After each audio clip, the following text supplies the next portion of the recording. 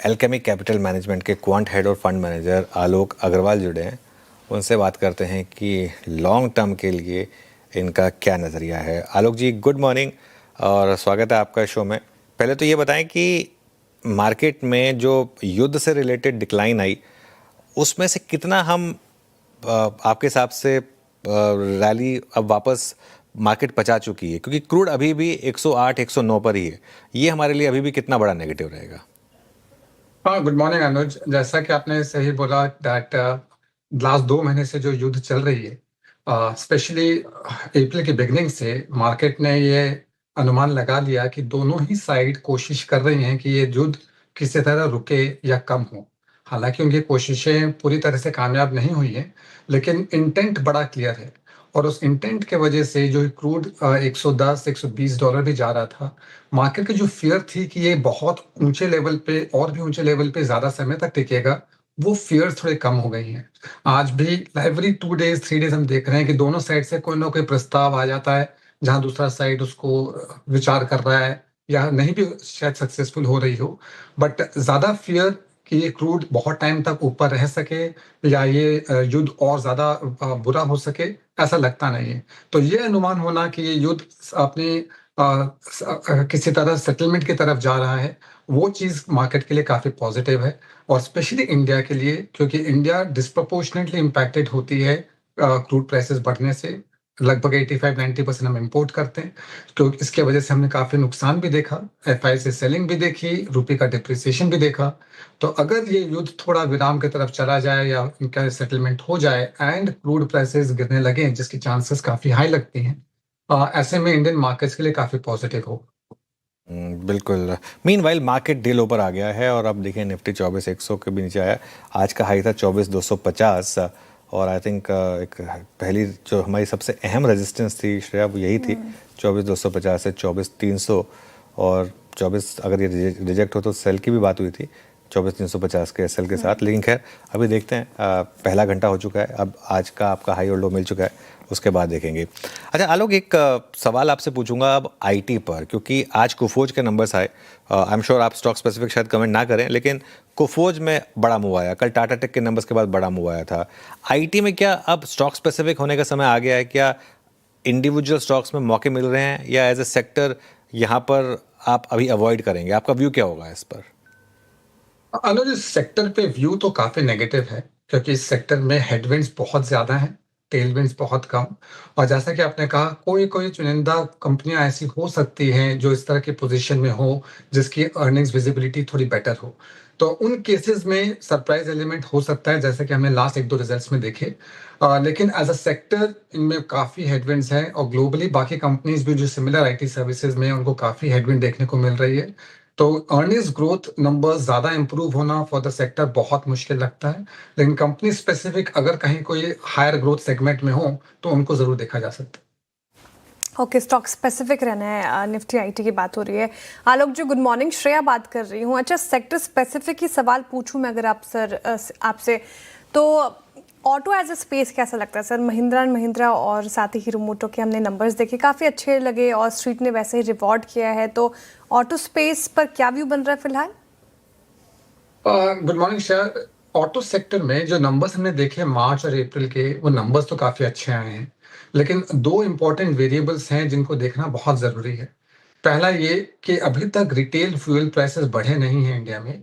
तो उसके बढ़ने के बाद डिमांड पे क्या इम्पैक्ट आता है और वॉल्यूम ग्रोथ का क्या इम्पैक्ट आता है, वो देखना बहुत जरूरी है, क्योंकि काफी प्राइस सेंसिटिव सेक्टर है। और दूसरी तरफ में ऑटो सेक्टर के मार्जिन, जो ओईएम्स होते हैं, उनके मार्जिन्स कोई बहुत ज्यादा हाई मार्जिन्स है नहीं। ये जो इनपुट कॉस्ट बढ़ रहे हैं, specially on the metal side, क्या वो पास ऑन कर पाएंगे क्या एक ऐसे समय में जबकि फ्यूल प्राइसेस बढ़ रहे हों? जहां जाके थोड़ा क्वेश्चन मार्क आता है। लेकिन अगेन इसी सेक्टर में कुछ कंपनी स्पेसिफिक जो नाम आपने दिए, जैसे जो ट्रैक्टर में भी हैं, जो एसयूवीज भी अच्छे बिक रहे हैं, और कुछ हद तक जिनके बसेस कमर्शियल व्हीकल्स भी अच्छे बिक रहे हैं, वो सेगमेंट्स काफी अच्छा कर रहे हैं। तो वो डिस्पाइट ये हेडविंड्स भी अच्छा कर सकते हैं। लेकिन पूरा सेक्टर के लिए यहाँ जाके क्वेश्चन मार्क जरूर आता है कि फ्यूल प्राइस हाइक के बाद में डिमांड अच्छी रहेगी या नहीं। फ्यूल प्राइस हाइक के बाद देखते हैं कैसे डिमांड रहेगी। अच्छा आलोक जी, दो स्पेसेस पे सवाल होगा मेरा, एक कैपिटल मार्केट स्पेस और डिफेंस स्पेस। इसने अच्छे रिटर्न्स बना के दिए जब मार्केट कमज़ोर था, पिछले 18 महीनों की भी बात कर ले तो हम, तो आगे ये चलकर भी कैपिटल और डिफेंस स्पेस में पैसे बनेंगे, यहाँ पर व्यू क्या बन रहा है आपका? दोनों ही स्पेस में हमारा व्यू स्ट्रक्चरली काफी पॉजिटिव है। अगर मैं कैपिटल मार्केट्स की बात कर रहा हूँ, इंडिया एक सेवर्स इकोनॉमी है, जहाँ पे हमें सेविंग करने की एज अ कंट्री हमें काफी आदत है। अगर हम लोग मार्केट्स के हिस्ट्री में जाएं, 2005 से 2020 वाला पीरियड देखते हैं, तो उस वक्त में ज्यादातर सेविंग्स होती थी सेविंग्स अकाउंट में, फिक्स डिपॉजिट्स में, और उस लो कॉस्ट डिपॉजिट्स और लो कॉस्ट सेविंग्स का बेनिफिट बैंकों ने लिया, और बैंकों ने काफी अच्छे प्रॉफिट्स दिए, मल्टी बैगर रिटर्न्स भी दिए, और काफी बैंक्स के वेटेजेस निफ्टी में भी बढ़ गए। लेकिन फास्ट फॉरवर्ड करके अगर हम पोस्ट कोविड देखें, तब तक इंडियन सेवर्स में देख लिया था, काफी हद तक उनको अंदाजा हो गया था कि मार्केट्स में लॉन्गर टर्म में बने रहने से काफी अच्छे रिटर्न्स बन जाते हैं। आज की तारीख में सेविंग्स अकाउंट रेट्स कुछ 2.5% के आसपास होते हैं, और हम देख रहे हैं कि बैंकों में डिपॉजिट ग्रोथ उतनी अच्छी नहीं आ रही, लेकिन एसआईपी नंबर्स वॉलिटिलिटी के बावजूद बड़े अच्छे से चल रहे हैं। ऐसे में इस पूरे सेगमेंट का बेनिफिट कैपिटल मार्केट सेगमेंट को होता है, चाहे वो एक्सचेंजेस हो, चाहे वेल्थ मैनेजर्स हो, चाहे वो एसेट मैनेजर्स हो, चाहे ब्रोकर्स हो।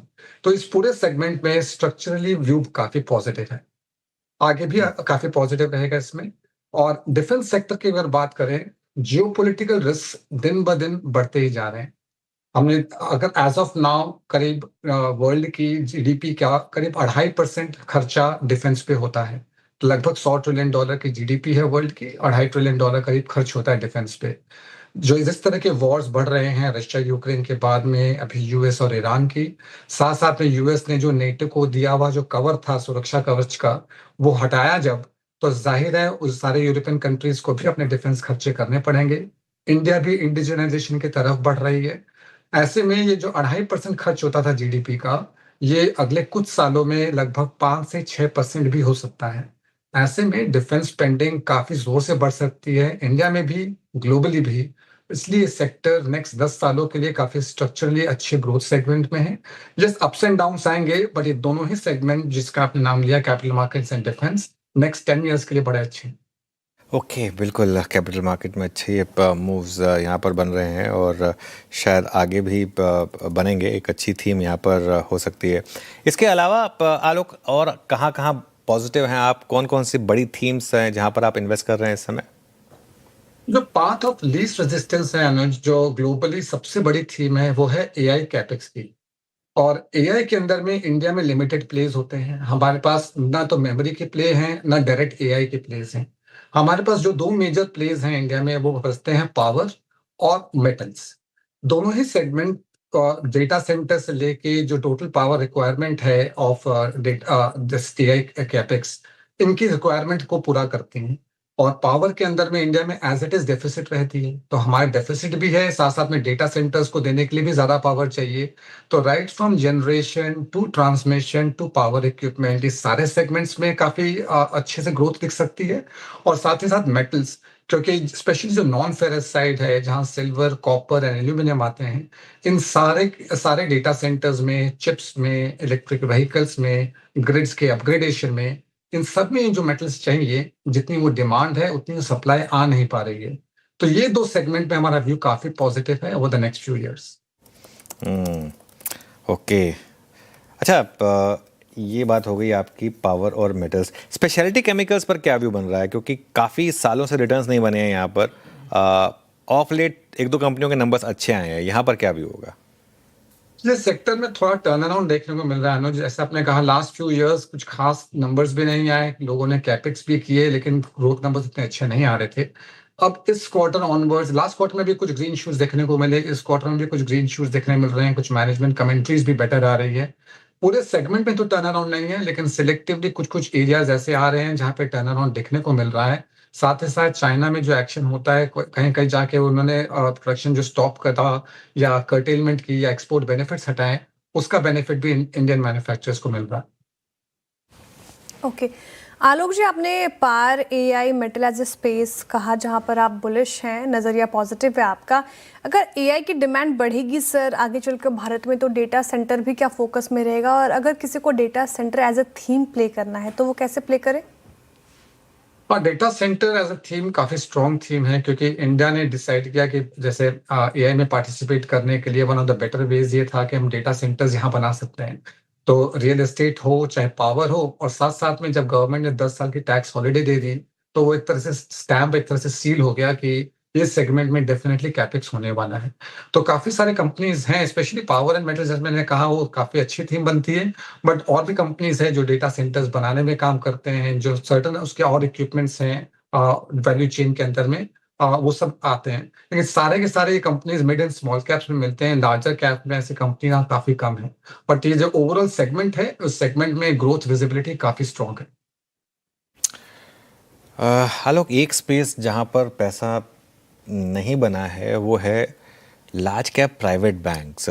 चाहे आप कोई भी बैंक उठा के देख लें, लगातार अंडर परफॉर्मेंस रही है। एक बड़ा फैक्टर तो खैर एफआई की सेलिंग है यहाँ पर, लेकिन मतलब मार्केट को तो अंडर परफॉर्म किया इन स्टॉक्स ने यहाँ पर, क्योंकि ऑलमोस्ट हर फंड ओवरवेट ही होता है आईसीआईसीआई बैंक, एचडीएफसी बैंक जैसे स्टॉक्स में। इधर अब क्या व्यू रहेगा? अनुज, अगर हम लोग लास्ट 2-3 महीने के डेटा को छोड़ के अगर हिस्टोरिकल डेटा देखें, तो क्रेडिट ग्रोथ और डिपॉजिट ग्रोथ दोनों ही बहुत स्ट्रगल कर रहे थे। लेकिन लास्ट 2 महीनों से डिपॉजिट ग्रोथ में भी उछाल देखने को मिला है, क्रेडिट ग्रोथ में भी उछाल देखने को मिला है। दोनों ही नंबर 12-13% से ऊपर चल रहे हैं। अगर ये नंबर्स वहां सस्टेन होते हैं, तो इस सेक्टर में लुप्त हुई भी ग्रोथ वापस आ सकती है। और जब ये ग्रोथ वापस आएगी तो ही ये सेक्टर चल सकता है, क्योंकि काफी हद तक ओवर ओन्ड सेक्टर है। बड़ा मुश्किल होता है इतनी लार्ज कंपनीज ढूंढना पूरी दुनिया में, जहां almost all analyst buy rating पे हो और ऑलमोस्ट ऑल फंड्स ओवरवेट पे हो। तो काफी ओवर ओन्ड सा सेक्टर है। लेकिन एट द सेम टाइम अगर ग्रोथ यहाँ रिवाइव हो सके, तो तब जाके वहां पे अच्छा उछाल देखने को मिल सकता है। दैट्स व्हाट हम लोग भी वेट कर रहे हैं। लेकिन ये 13-14% की ग्रोथ रेट मेंटेन होनी बहुत बहुत जरूरी है। ओके, 13-14% की ग्रोथ रेट मेंटेन होनी बहुत ज़रूरी है। अच्छा, इस कॉन्वर्सेशन को यहाँ एंड करें इससे पहले श्रेया, आपको आलोक के बारे में एक बात बताऊँ? जी। वैसे आलोक मेरे बहुत अच्छे दोस्त भी हैं, और इन्होंने ना अभी रिसेंटली 200वीं हाफ मैराथन या मोर रन की है, और पिछले 3 साल से लगातार 3 साल से साल में कम से कम 42 हाफ मैराथन या मोर, जैसे कहते हैं कि मैराथन ऑफ हाफ मैराथन, वो रन की है। और चाहे गर्मी हो, बारिश हो, कुछ भी हो, और मतलब इम्प्रेसिव। तो काफ़ी अच्छा ट्रैक रिकॉर्ड रहा है। तो आलोक, सबसे पहले तो उसके लिए आपको बहुत बहुत मुबारक, और इसी तरीके से आप सबको इंस्पायर करते रहें फिटनेस जर्नी के लिए। और तो यही मैं आपको विशेष दूंगा। आज हमारे साथ जुड़ने के लिए बहुत बहुत शुक्रिया आलोक का। Thank you so much.